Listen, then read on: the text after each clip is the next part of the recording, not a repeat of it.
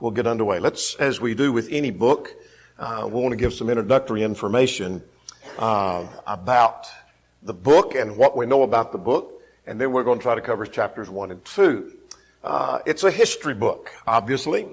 It is in the history section. It fits into the second section of the Old Testament books. We have covered Joshua, and this is the second book in the history section. You know that the Bible is laid out by topics, meaning we have the law books, we have the history books, and the poetry books, and the prophecy books. It's not in chronology, but Joshua was the first of those, and now we're in the second of the history books. So it is one of the history books. It covers the period following Joshua and the conquest. This is still part of the conquest, or maybe a better word, part of occupying the land. This has been called the Dark Ages of Israel by some writers, that this is the period of the Dark Ages, how things went south. They did go south in this period, finally led to them having a king, and we see how that kind of spiraled downward to finally they have a king like the other nations. But it's not much worse than what you have in the period of the kings. So it is the period of Dark Ages, but the Dark Ages started here and I suppose went to the fall of the southern kingdom. Now this is a little harder question, and that's the period that's covered. Some suggest somewhere between 350 to 400 years, or actually some suggest anywhere from 300 to 450 years. It covers from the time of Joshua's death, which begins in chapter 1, mentioned in chapter 1, to the death of Samuel. And so that's quite a period of time. Approximately, that's about 1390 BC to 1080 BC, according to Willis's little work on the book of Joshua and Judges. Now, where do we get some of these numbers? And I'm not going to even take the time to try to harmonize some of the supposed discrepancy in these, because that's not really our focal point. They can be. But 1 Kings chapter 6 and in verse 8 talks about it being 480 years from the Exodus to the time of Solomon. But you take all the times of the judges, and that comes out to about 300 years. Though we don't know for sure that was 300 years, because there's possible overlap of some that may not be specifically stated there. So we cannot be exact that was the period of the judges themselves was 300 years. In Acts chapter 13 and in verse 20, Paul mentions that the time of the judges was about 450 years. What all was he including in that, I'm not sure. So that's why you say, well, why can't you get a little closer than saying 300 to 450 years, or 300 or 400 years? It's somewhere in that range of 300 or 400 years. So what I'm trying to tell you is that we're not covering a period of, say, 50 years here. It's much longer than that. Nor are we talking about 1,000 years. But we're talking about a period of about 300 or 400 years in the period of the Judges. Now, when was the book written? And what difference does that make anyway? Well, DeHaas suggests about 1185 BC, but we know it was after the destruction of the sanctuary at Shiloh. And because that's mentioned over in chapter 18 and in verse 31, it would be before David captured Jerusalem. Chapter 1 mentions that it was not under Israelite control at this point. David finally came under the Israelite control under David's rule. So that's going to put it in the time, perhaps, of David as when the thing would have been written, when the book would have been written. What about the author of the book? Who wrote the book? Well, the truth of the matter is we don't really know who wrote the book. We don't have any specific information. Some speculate that it was Samuel who wrote the book. The Jewish Talmud credits Samuel as being the author, though that's not an inspired record, but that's the Jewish Talmud said that Samuel was the author. We take Samuel perhaps, and I just underlined the word perhaps there. More interested in the theme and the message, so let's go to question number 1. What is the book of Judges about? And I suggest looking at chapter 2. What would you say? What's the book of Judges about?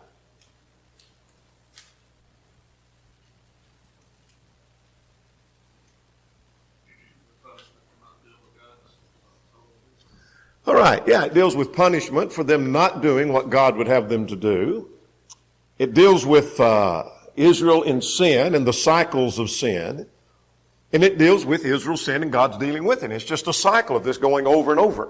Here's a summary verse. If you don't have this marked in your Bible, this might be a good time to turn over and maybe mark at the beginning of Judges that this is a kind of a key verse that summarizes the entire period.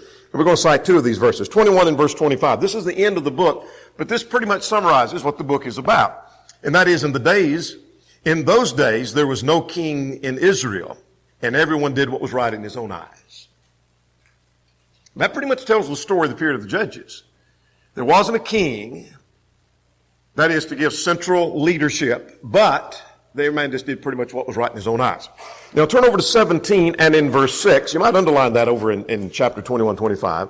Same statement is made over in 17:6, which I won't take the time to read. Every man doing what was right in his own eyes. Well, that's pretty much the story of the period of the Judges. People just did pretty much whatever they wanted to do, and they lived like they wanted to live, and so they go into sin, and so we have these cycles of sin. So there's a constant cycle, and we'll talk about this constant cycle over and over through the book of Judges.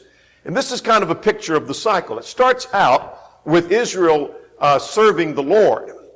And as Joshua dies, chapter 2 says that they were faithful during the days of Joshua and all the elders that outlived Joshua. Doesn't mean they never committed sin. There was some idolatry that needed to be rooted out. But as a whole, the nation was following God. Well, then what happens is Israel falls into sin. And they're not obedient to God. And because of that sin, Israel then is oppressed. And because they're oppressed, they cry out to the Lord for a deliverer. God raises up a judge. We'll define a judge in a moment. Then Israel is delivered, and they start serving the Lord again. And then they go through this cycle. So you have them going through this cycle. They just keep going round and round this cycle of the judges over and over again. And once they get back, they're serving the Lord, then guess what? They start that cycle over again, and they fall into sin, and then Israel is oppressed, and they cry out to the Lord, and God raises a judge, and God sends a deliverer, and they go back to serving the Lord. Then when that judge dies, they go through the cycle again. And so we're going to look at this cycle over and over and over again. Now let's define what a judge is. The judge in the book of Judges is not a legal official as in our day. When we think of a judge, we think of one who makes decisions and decides cases. There were judges that have already been mentioned in the day of Moses that would make decisions of that sort. But these were military deliverers who also administered the law of God. And so don't think of judges as sitting on a bench and making decisions of legal matters that here's a problem between two people and he needs to decide who's right and who's wrong. And this one is suing that one. That's not the kind of judge. He's a military leader, general kind of, is what we might think of, who God sent to lead in the military way of delivering them from their oppressor. And so we're going to have this period. Now we're going to look at this time scale several times. So if you're trying to copy this down, we're going to get this again and again. This is the chronology of the judges. And below this line here, we have the different oppression or the nations that would oppress them. For example, when they went into sin, there was the Mesopotamian. We'll get into that next week. And then there was Othniel, who was the judge that God sent. And then there was the Moabite oppression, and then there was Ehud and Shamgar, and there was the Philistine and the Canaanite, and then there was Deborah, and then you see the judges go on and the oppressors down below. So we're going to trace this out as we get in, starting in chapter 3. Who was the oppressor and who was the judge? Who was the oppressor? Who was the judge? They keep going through this cycle. That's why we keep talking about this cycle. They keep going back into the cycle of sin. They never seem to learn their lesson. Now here is an outline that we're going to follow, and I borrowed this one from Wiersbe as I often do, sometimes from Baxter, but I like the way he outlines most of the books, and I like this outline of the book of Judges. Chapters 1 and 2 deal with apathy, 3 to 16 deal with apostasy, and 17 to 21 deal with anarchy. Now in the apostasy, we're going to cover all of this apostasy tonight. We're going to get through that. There's the early victories, there's the repeated defeats, there's the divine rebuke in chapter 2, that actually goes on through verse 6, but he stops it at verse 5, and then they serve other gods. And now we know where the problem is. Well, then that leads to this apostasy, and so we have the different judges and the periods of the oppression. Then finally the book is about the anarchy, the idolatry, the immorality, and the civil war because of their departure from God. So no wonder the text says every man did that which was right in his own eyes. All right. Question number 3. What did Israel fail to do according to chapter 1, 27 to 36?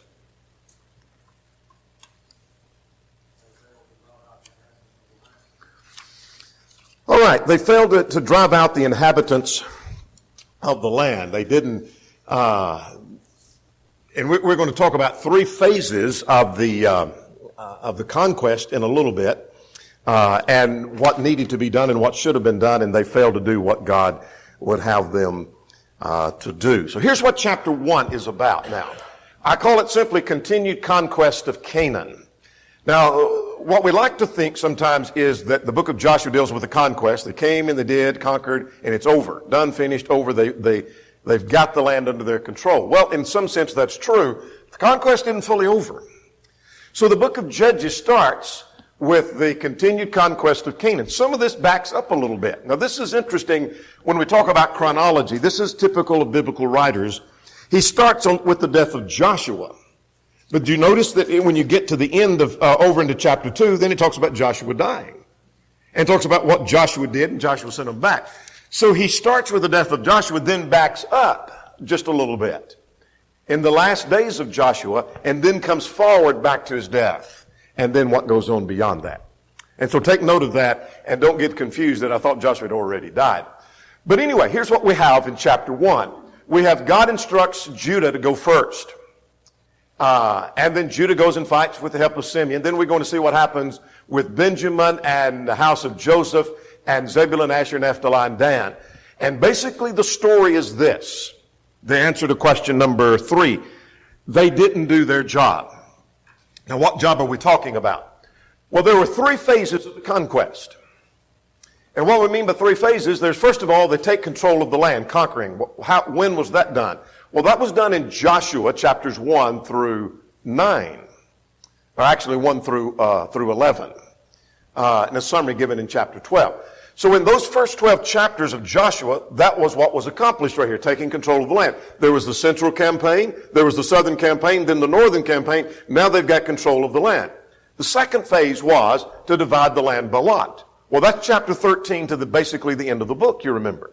That Judah gets this section, and Issachar gets this section, and Manasseh gets this, and Reuben and Gad, and on down the line. All right? So that's been done. Well, here's what's remaining, and that is to drive out the remaining people. Remember, as Joshua spoke to the people at the end of the book of Joshua, that here's what's left. There's much yet to be done. And what he meant was, we still got to drive out the pockets of the people. You're occupying this land. We've got control of it, but there's pockets of people that need to be driven out. And if you don't, they're going to be a snare to you. If you be faithful, I'll drive them out. But if you're not faithful, I won't drive them out. Well, we see what happened in chapters 1 and 2. So here's what we're going to see. Let's start with verse 1 and 2 and see that Judah goes first. Some suggest that was because our Lord was going to come out of the tribe of Judah. I'm not sure that was the case. I see no indication that was why, but maybe so. I don't know. So let's get verses 1 and 2 here.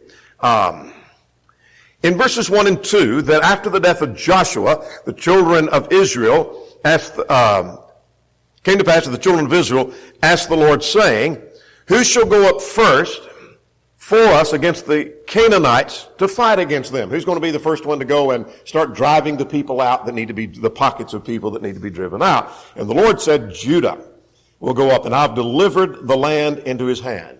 In other words, I'm going to be with Judah. Judah does what they're supposed to do. This is going to happen. So, beginning at verse 3 through verse 20, we have the list of what was accomplished in Judah's conquering, what they do. Well, I don't want to get bogged down with every detail of every city, but we'll talk about some of those. That Judah said to Simeon, his brother. Now remember that within Judah, and I'll try to not bore you with the maps, but at least show you some on the maps to help us comprehend and understand, that you remember that within Judah, that Simeon is right in the middle of that. That's where his lot was. So Judah says to Simeon, come up and go with me to the allotted territory, and we'll fight against the Canaanites. And Simeon went with him. And so they're ready to go fight. Now, what do? Now, let's go back to our outline and notice the areas that were conquered. First of all, at Bezek was mentioned at verses 3 and 4. Now, where is Bezek? That seems to be in Manasseh, unless there's another Bezek down in Judah. I'm not sure. Some suggest that this is that they went and conquered and defeated some there before they went into the region of Judah. I don't know for sure. This says that they conquered Bezek. But there's Adoni-Bezek was there, who was the leader. And notice what was said about Adoni-Bezek. that he fought against them and defeated the Canaanites, and Adoni-Bezek fled, and they pursued him, and they cut off his thumbs and his toes. And he said that there were 70 kings with their toes and thumbs cut off that ate food from his table, and God has repaid me. And then they brought him to Jerusalem, and he died there. Now, what does that tell me? Well, why did they cut off his thumbs and his toes? Well, some suggest that cutting off the thumbs and the toes of a king made him disqualified to be a king, unfit to be a king. Nobody wanted a king serving. They didn't have, but it also helped where he couldn't hold a spear and perhaps could not run. So he couldn't fight. So as a king would go out and lead in a fight, he was more than just a king who sat back in an office and gave, like our commander-in-chief would sit in office telling the soldiers what he wants them to do. The generals, he's out fighting with them often. So he can't go and fight, perhaps. Now what's interesting about that at verse 7, the king says, they cut off my toes and thumbs, and he said two things about that are telling. That he recognized God, that this was retribution and God has repaid me for what I've done. That what he had done wasn't right, wasn't fair, and God's repaying him according, and so this is God's repayment to me, is what it is. And he's right about that, because we've seen in other passages that God is driving out the wicked people. Secondly, this tells us something about why the conquest could have been accomplished. Now, I know it was by the hand of God. No matter how fierce the nations were, God could have accomplished it with Joshua and his people. But if he had conquered 70 kings, that suggests there was very little unity within the land of Palestine among all these kings. In other words, there wasn't a common leadership. But here's a king here, and here's a king there, and a king in this city, and a king in this region, king in that. And he had taken 70 kings and done that.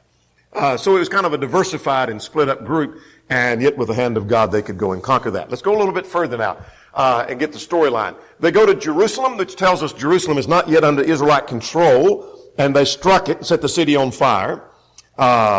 Verse 10, they go and capture Hebron. And verse 11, they captured Debir. That's in Judah, by the way, is Debir. There was formerly Kirjath Sepher. And this is where Caleb had said, we've seen this story before in the book of Joshua, that Caleb said that if you'll, anybody that goes and conquers the city, I'll give you my daughter. And Othniel went and did that. Now notice at verse 14 that when he came to her, to be his, for his wife, she urged him to ask her father. Some translations, in fact, the Septuagint said he urged her to, you go ask your father to give us land. And that, of course, she did, and he gave her the upper springs. But I'm trying to get down to verse 18 and 19 to get to the storyline. Verse 16 talks about the father-in-law of Moses, the descendants of the father-in-law of Moses, that they were given this region in the south near Arad. That would be in Judah. They captured Hormon. They captured Gaza, Askelon. That's around the land of the Philistines. Now at verse 19, let's finish that section in 19 and 20. This gets to the storyline. And they drove out the inhabitants, that Judah drove out the inhabitants of the mountain, but they could not drive out the inhabitants of the lowland because they had chariots of iron. That's an interesting statement. It said they could not drive them out. Now, why could they not drive them out?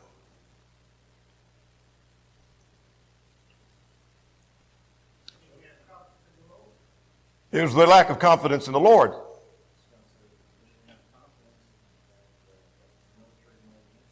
Yeah, it scared them because of their fear. The wording of it says they couldn't do it. They could do it if they had faith and confidence in God, because chariots of iron had already been driven out, have they not? So the problem was not that they couldn't conquer it. Their fear got too great, and their faith got too small, and they couldn't do that. And so there's a number of things that we might say, I can't do. No, you can't. Unless you have stronger faith.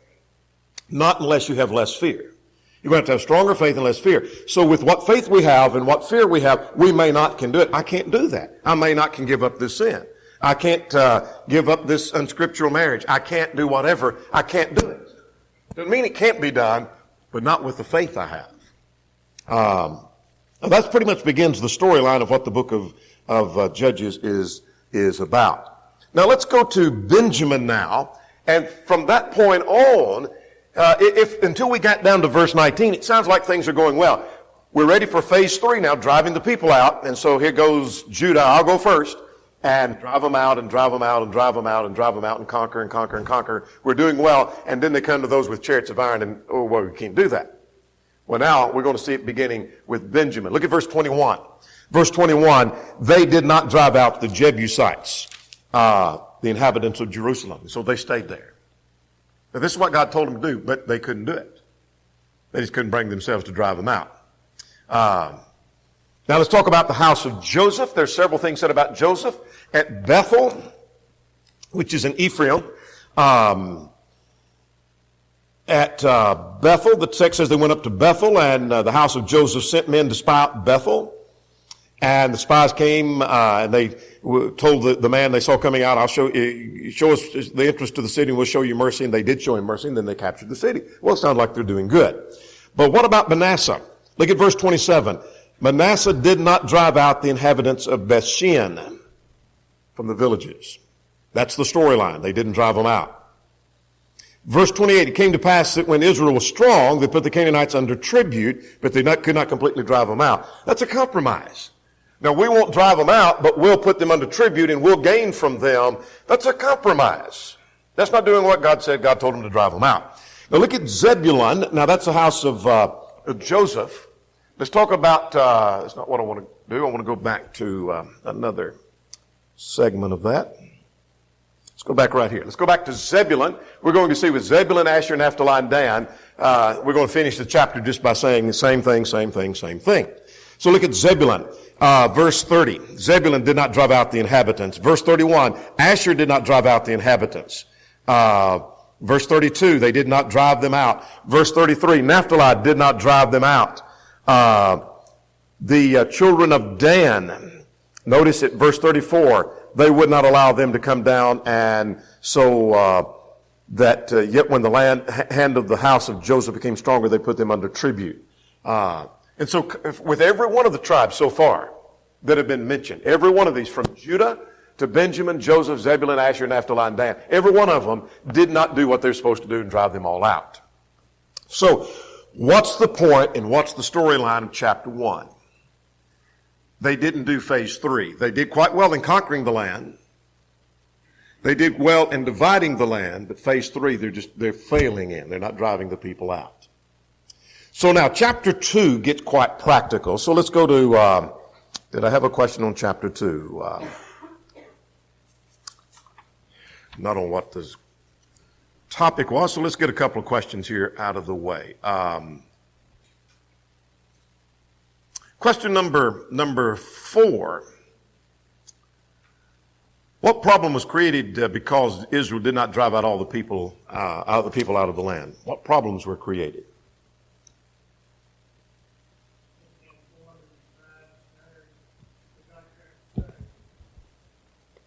All right. Yeah, the Lord quit being with them and they became snares in their side and problems and brought the people down, and things go south from here. To the point they want to be like the rest of the nations by the time we get to the end of the book and the beginning of the next, not the next book actually, but the next segment as we get into the period of the kings. And then with the kings, they go even further south. All right, here's chapter 2 now. This deals with Israel's disobedience. That's why chapter 1 serves as a record saying that in the day of Joshua, God had told them to drive them out, and from at the end of the period of Joshua and following that, they didn't do, or after Joshua died, they didn't do that. 2 things happen in chapter 2. Israel's disobedience, 1 to 15, and then judges are sent to deliver them because of their oppression. So let's talk about their disobedience. An angel of the Lord came up from Gilgal to Bochim. Bochim simply means weeping, because this was the place where they wept. And notice what God said, I led you from Egypt and brought you to the land which I swore to your fathers, and I never break my covenant with you. What's that about? What's God trying to say? I brought you up from Egypt. I brought you to the land, and I've kept my promise to you.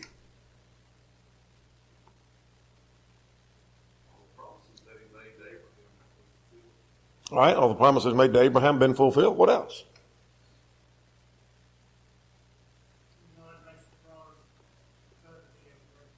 All right. God kept his end of the bargain.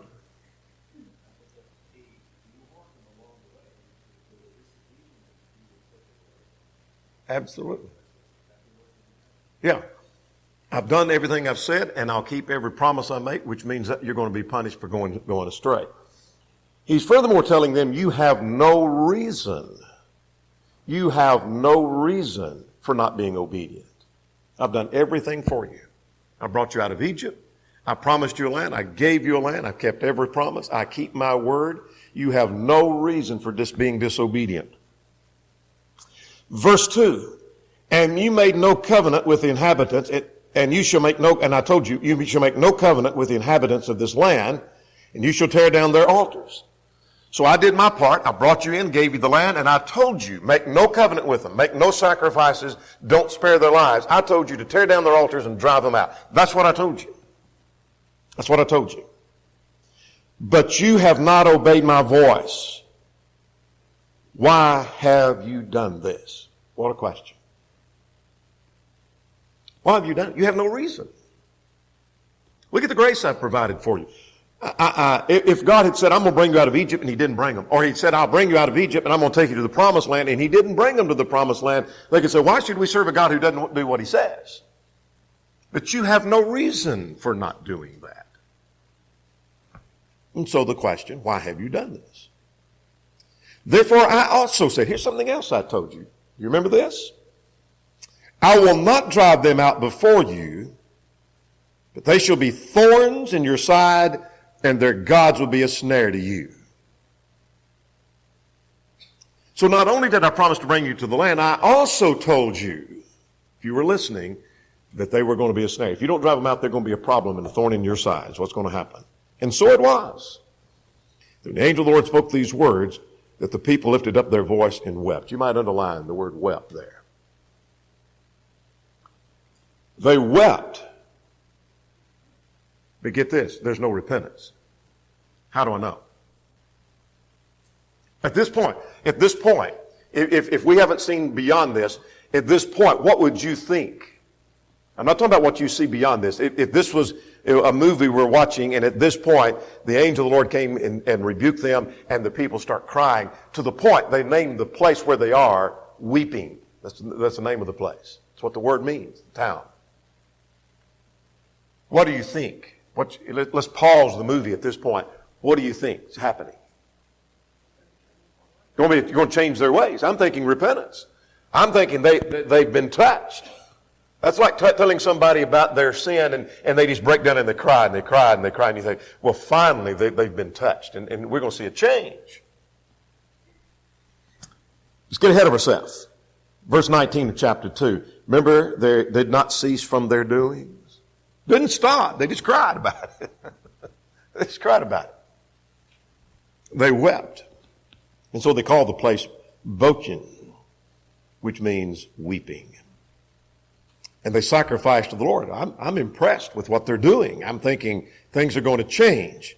And then Joshua dismissed them. See, this is while Joshua's still living. So I said they're going to back up. The author backs up a little bit in that he did. Now, that's verses 1 to 6. The angel of the Lord came and warned them about disobeying and not driving the people out. You've been disobedient. Why'd you do that? Why'd you do it? Now, 7 through 10, after Joshua died, there was another generation that did not know God. Now, let's see what happens here. So Joshua served the Lord. Let me start over. It didn't say Joshua. It said the people. So the people served the Lord all the days of Joshua. Now, let me stop there. That doesn't mean every single person did. Because we've already noticed pockets of idolatry that he told them to put away. So that's not saying, 100% they all serve the Lord.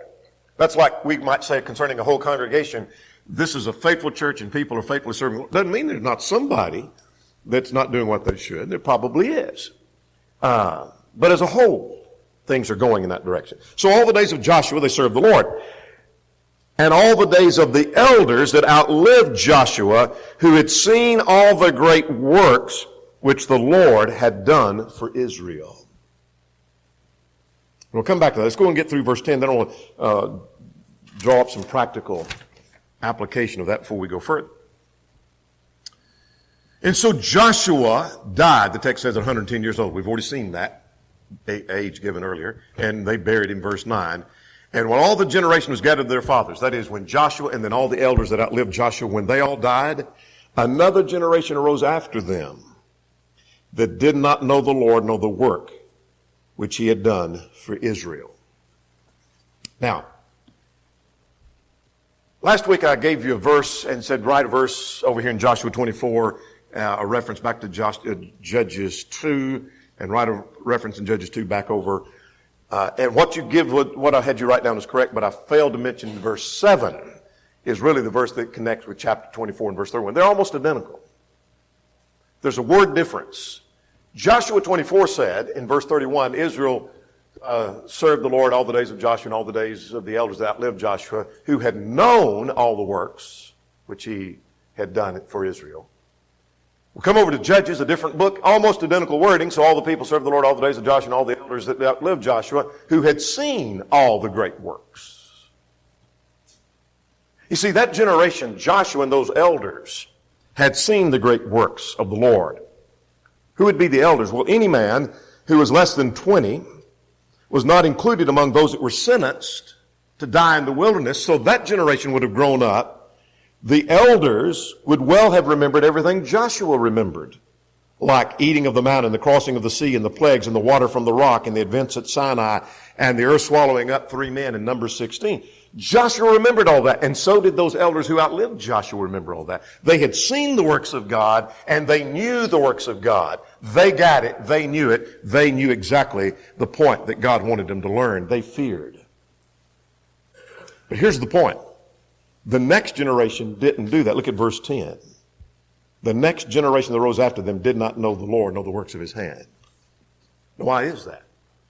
Well, some suggest it might be that since this generation had seen and the miracles, that seeing those miracles had everything. If the next generation could have seen the manna and they could have seen the earth swallowing up 3 men and the water coming from the rock and the waters parting, if they could have seen that, they would have served God like the previous generation. That's not true. Because there were a number of people who saw those miracles who still didn't serve God. Seeing miracles doesn't guarantee proper reaction. Pharaoh and the Egyptians saw that. The Pharisees saw miracles. Israel as a whole had seen the earth swallow them up, and they still turned to idolatry. So what's the key? You might make a marginal note to turn, and you might turn over there, but a marginal note at Joshua 2:10 that Psalm 78, I think, is a key. Wherein was the failure? Why did that next generation not know the Lord? And the only way that they could have known the Lord is for that first generation to fill in the blank. Teach them. Teach them. Which means they didn't know the Lord because that first generation did not teach them. Look at Psalm 78. We don't have time to develop the thought fully. But beginning at verse 5, God gave the testimony in Jacob, that's the law, and appointed a law in Israel. Verse 5 at the end, that they should make them known to their children, that the generation to come might know them, and the children who would be born, that they may rise and declare to their children, and that they may set their hope in the Lord and not forget the works of God. In other words, God gave them a law. If they would take that law and teach it to their children, then that generation would take it and teach it to their children, so that there wouldn't be a generation to rise up that didn't know the Lord. Well, there was a generation that rose up and didn't know the Lord. Why? Because they didn't do what Psalm 78 said. They didn't teach him. So don't assume, here's something practical. Don't assume because you know and you understand, and in essence, quote, you've seen the works of God, that your children know and have seen the works of God, unless you teach it to them. That's the point to be learned from Judges chapter 2. That's quite practical. Now, let's go to 11 to 15. Here's how far that went. What's the big danger of them not knowing the Lord? Well, quickly, verses 11, in interest of time, because I want to get to another point. 11 to 15, the children of Israel did evil in the sight of the Lord, and they turned to Baals. And they forsook the Lord. And they followed after other gods. And they bowed down and turned and provoked the Lord to anger, verse 12. They forsook the Lord and served Baal and Ashtaroth.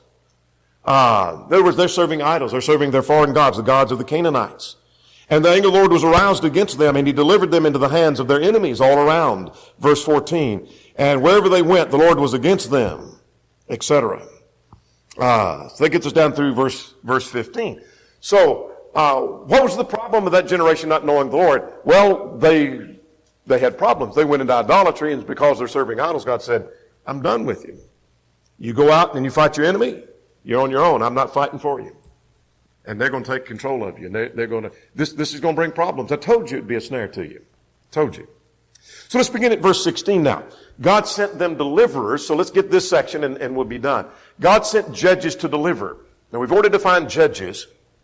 The Lord raised up judges who delivered them out of the hand of those who plundered them. That defines for me what a judge is. He's a military deliverer.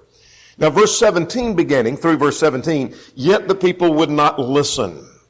Yet they would not listen to the judges. So he not only was a military deliverer, he instructed in the law. So he had a twofold job. But the people would not listen, and they didn't obey the Lord. And when the Lord raised the judges up, the Lord was with the judge who delivered them out of the hand of their enemies, verse 18. And notice how the Lord was moved with pity for their groaning. When they go off and the nation would oppress them, God finally just felt sorry for them and sent them a deliverer to deliver them from that and would teach them. And it came to pass that when the judge died, they reverted back and behaved more corruptly than they did before. There's that cycle going through. They sin. God sends a deliverer. They come out of that. They serve the Lord. Then they go back into the cycle of sin again. Now notice the end of verse 19. They did not cease from their own doings, nor from their stubborn way. Every man does that which is right in his own eyes. That's stubbornness. Pretty much do whatever you want. That's stubbornness. Now, verses 20 to 23, to finish the chapter up, the Lord did not drive out the inhabitants. Now, the Lord's not going to do for you what you're not willing to do for yourself. The Lord said, I'll drive them out if you obey me. They didn't obey. God said, I'm not driving them out then. You're going to have to live with the consequences of this. So notice beginning at verse 20. The anger of the Lord was aroused against them and said, because this nation has transgressed my covenant, which I commanded their fathers, and have not heeded my voice, I will no longer drive out the inhabitants. Now notice verse 22. So that through them I may test Israel. You might underline, through them I may test Israel. Here's a very practical thing I'm learning here. That there are things that God uses, he does not cause. God often does that. God can use something that he did not cause, but he can use it as a tool. God didn't cause these people to stay, that is, the enemies to stay in the land. God said, I'll take them out if you just obey me. It was their disobedience that left the people in the land. So God said, through them I will test Israel. I'm going to prove Israel and test them if they're going to be obedient to me, because they're going to have stronger temptation and greater problems now than they would have had if they'd have just obeyed me. They didn't obey me, so now things are going to get worse for them. And I'm going to use that as a tool. So I'm learning a very practical thing. God sometimes uses things he doesn't cause. God allows things he doesn't cause. I don't think God causes temptation, but he allows it. Matthew 6:13. And I'm going to use it as a tool, is whether they'll obey me or not. So now at verse 23 to finish up, therefore the Lord left those nations without driving them out immediately, nor did he deliver them into the hand of Joshua.